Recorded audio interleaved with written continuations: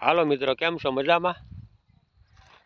જો અમે ગાજર ખોદવા આવ્યા છીએ અને મારી હારે ગાજર મગાવતા હતા ને, પણ એ આવે છે. જો મિત્રો, એને હમણાં આપણે તીકમ દેવાનો છે ગાજર ખોદવા, અને દીશુ પણ આવે છે. દીશુ આવી જા બેટા.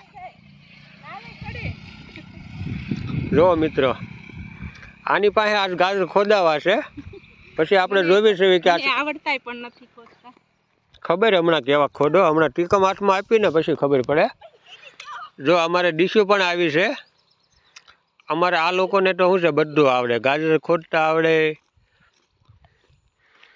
કારણ કે એ લોકો શું છે કાયમી ગાજર ખોદતા હોય ને, એટલે એ લોકોને આવડે. મિત્રો જો કેવી મજા આવે અત્યારે અહીંયા વાડીએ. મિત્રો હું તમને ગાજર પણ બતાવું છું. અમારી વાડીના ગાજર ખાવા હોય તો એક દિવસ જરૂર આવો. જો મિત્રો, અશ્વિનભાઈ બે બાજુ બાજુમાં, એન ભાઈ બે મકાન છે ને, બે પાહા પાહા. તો મિત્રો કેવડા મોટા મોટા ગાજર નીકળે છે. જો બહુ સંભારો ભાવ દીશું. ગામડાના ગાજર હો મિત્રો. ભાળી જાય ને એટલે મને એમ કે લઈ લે.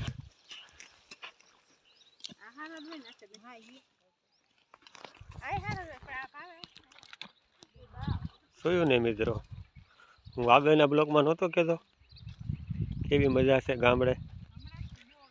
અત્યારે જો દિવસ આથમવાની તૈયારી છે. સાંજના 6:15 વાગી ગયા છે.